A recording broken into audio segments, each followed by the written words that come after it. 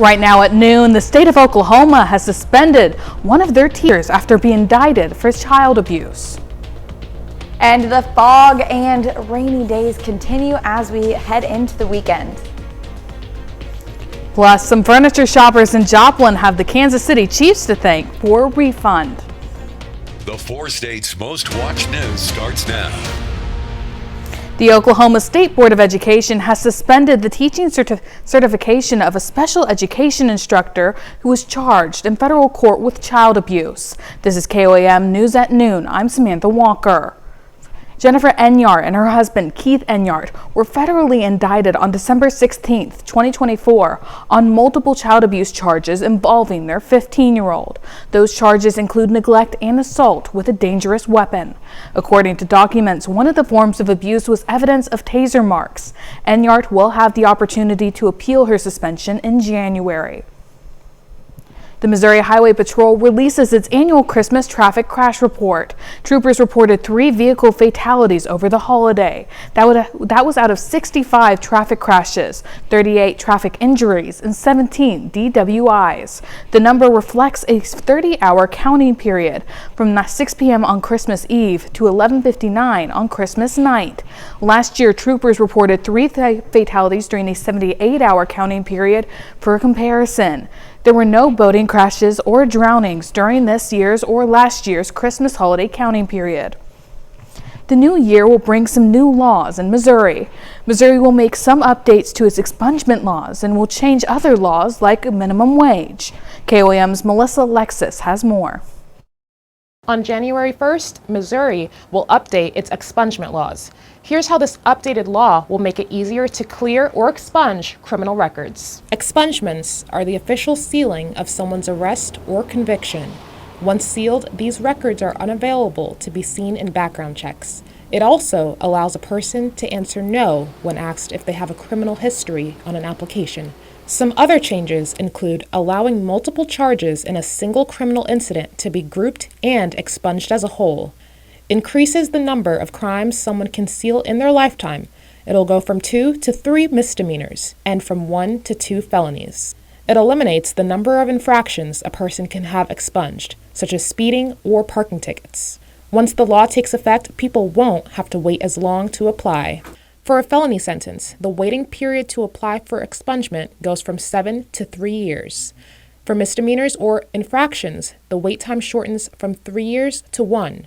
And for an arrest that resulted in no charges filed, someone can file in 18 months for expungement rather than 3 years. 4 crimes were added to the list of Class A felonies ineligible for expungement, including sexual conduct with a nursing facility resident or vulnerable person, 2nd degree, child used in sexual performance, promoting sexual performance by a child, and cross-burning. Changes to expungement laws aren't the only changes Missourians will see in 2025.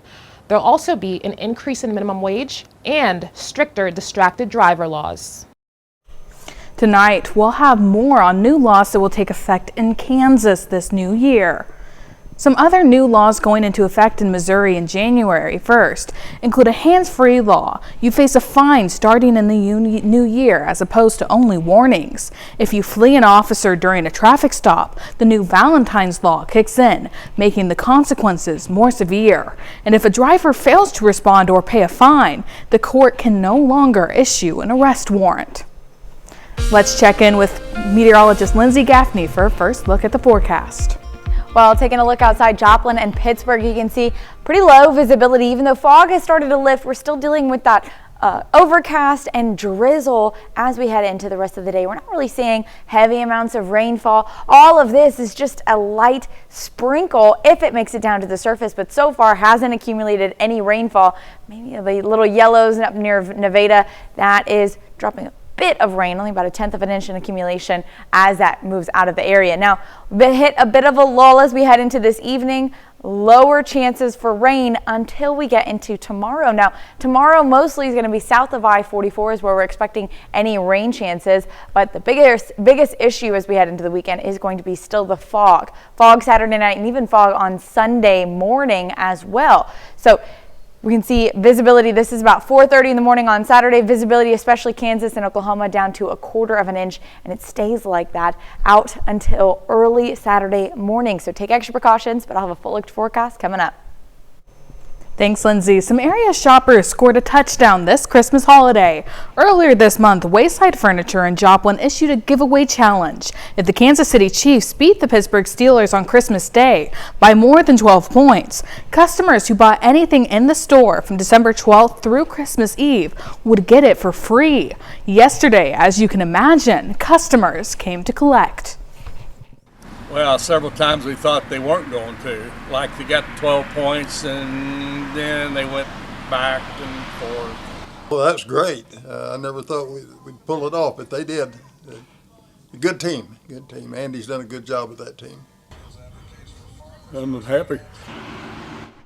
Wayside Furniture has made the same offer 4 other times during the Chiefs' 3 Super Bowl appearances in the first AFC Championship with Mahomes. Coming up, the busy holiday travel week continues to run up against rough weather in parts of the country. And later, we're making a meatball calzone in the Mr. Food Test Kitchen. Christmas is over, and hopefully you're excited about what you received. But if not, that's okay. Most folks have the option to return items. According to the National Retail Federation and a management company called Happy Returns, retailers expect a return of $890 billion during the 2024 holiday season. That's 15% higher than last year. KOAM's Lonnie Walton stopped by Meadowbrook Mall in Pittsburgh to see what they think is the #1 reason someone might return a gift. Well, it's always great to go after the holiday is over. Nathan Hensley is enjoying the day with his family. We thought he was back because he was returning an unwanted gift, but he says he's just getting started. Yesterday being Christmas, it was such a great time to come today and see what kind of sales are out there. Many people like sales, but if they don't like what they're getting, the process of fixing it is a problem for some. Probably the long lines. Probably having to get out and get in line and return it. Good thing we didn't find any long lines today, but that begs the question, what are some of the reasons people in the 4 states return gifts this holiday season? Well, I'm a big guy, so usually it's because they don't fit. And that's what we've been hearing all day. Mostly that's because of the fact that it doesn't quite fit right, or maybe it's not the color. It doesn't fit, or if I exchange, it's usually just for a different size. And we found a few who say they never return gifts. I have not, no. Okay. Not for years upon years. No, I never really return anything. I'm usually always pretty happy with what I get. Nope, nothing returning. And while we were at Meadowbrook Mall, we didn't find anyone returning anything. Well, except one person. Microwave for my truck, which didn't work, by the way, and we're going to have to take back. Reporting in Pittsburgh, I'm Lonnie Walton, KOAM News. The Better Business Bureau says you should always check or ask about the return policy. And of course, keep those receipts. Severe weather is impacting one of the busiest travel weeks of the year. Skylar Henry reports from Hartsfield-Jackson Airport in Atlanta. Oh my God! Here, come inside. Scary moments Thursday in El Campo, Texas, where one of 8 suspected tornadoes across Texas and Louisiana touched down. I couldn't believe it. I mean, I've never seen a tornado, you know. A twister sent pieces of sheet metal and wood flying at this family ranch in Wharton County. And fast-moving storms dumped several inches of rain in a short period of time, causing flash flooding in Beaumont. All of it snarling airport traffic, too. It's been pretty stressful, and we're just trying to get home. That same system is heading to the northeast, teeing up more potential problems. More than 340,000 people are expected to make their way to and through Hartsfield-Jackson International Airport Friday. Officials suggest arriving 2 hours ahead of time for domestic travel, 3 hours for international flights. My mom and stepdad made sure we got here early enough. Everybody's been super nice, pretty straightforward. We just dropped off our bags, so yeah, let's see what security's like. AAA advises travelers to know their rights and to review airline policies. By law, customers are now entitled to a refund when an airline cancels their flight. Out west, an atmospheric river is spinning up snow and rain, making for dangerous driving conditions. One person can ruin it for a whole lot of people. If you're road tripping, AAA advises postponing your departure if the weather is bad. The worst times for traffic today, between 3 and 7 p.m. Skyler Henry, CBS News, Atlanta. Still to come on KOAM News at noon, Mr. Food. We've got a change of pace main dish that's perfect for game day, or really any day. These guys are monsters. And dreary skies continue for the next couple of days. I'll have full forecast coming up. Well, I hope everyone's had a great start to their Friday. It is kind of gross outside though, dreary and foggy. We can go ahead and take a look outside. Downtown Pittsburgh, we've got lower visibility, about 3-mile visibility out in Pittsburgh area. Not too bad. It has gotten better since this morning, but we're still seeing that overcast, and we're also still going to see some light showers through the afternoon hours. You can see it's already passing now. All of the lighter green that's kind of out towards Monette, Springfield, that's not dropping any rain, but it is kind of creating this mist outside.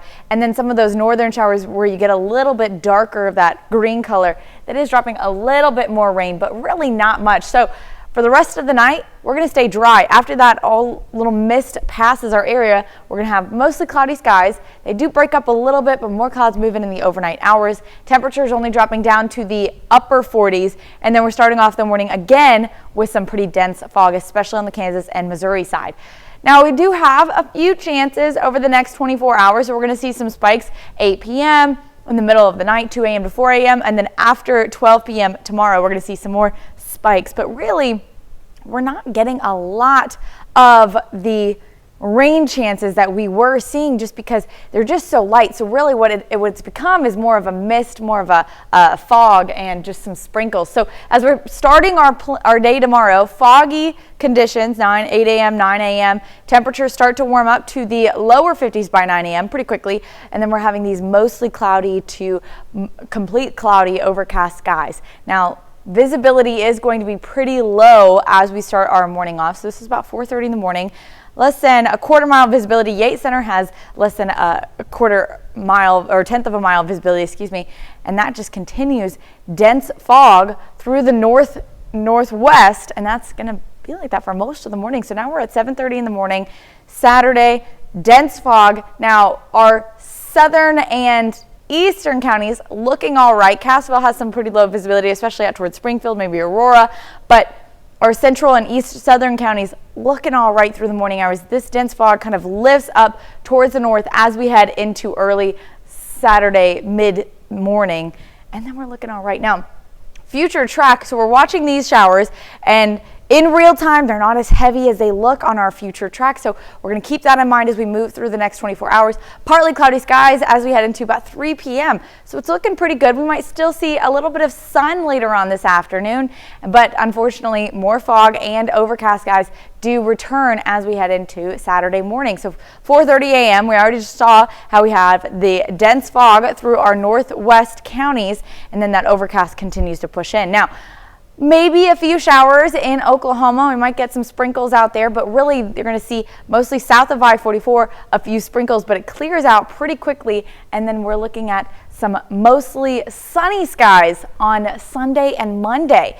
Monday evening, though, we do have a few more showers moving in because it is going to be a cold front that drops our temperatures New Year's Eve to New Year's Day. Temperatures are dropping down into the 40s and overnight lows in the 20s. So until then, we've got a little bit of overcast still to get through today and tomorrow, and then nice temperatures Sunday and Monday with the sun returning.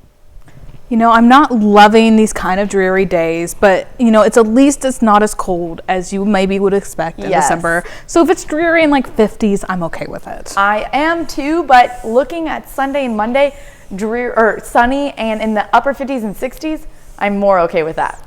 Well, you also have dogs, you can go on walks, it'll be beautiful.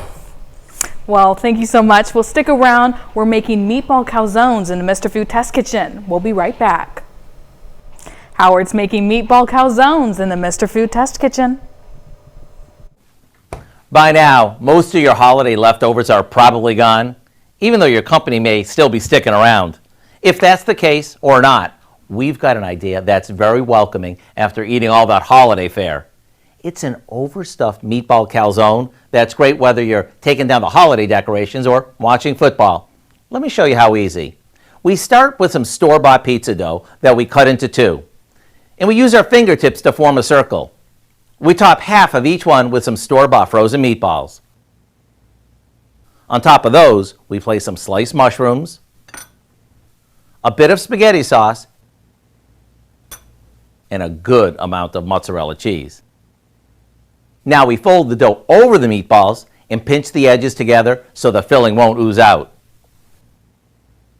Brush it with a bit of olive oil and make a few slits on top before baking them until the crust is golden and the filling is piping hot. Since they're so big, each one can easily feed two. And when you cut them and serve them with more sauce, get ready for a meal that's comfort food at its best. I do hope you'll go online and get the recipe for our meatball calzone so you can make something that everyone will look forward to after eating all that turkey and ham. And talk about game day perfect. I'm Howard in the Mr. Food Test Kitchen, where today we found a hot and hearty way for you to say, ooh, it's so good. You can find this recipe along with a lot more good food from the Mr. Food Test Kitchen online. Just go to our website at KOAMnewsnow.com. Now here's a look at the 4-state market prices.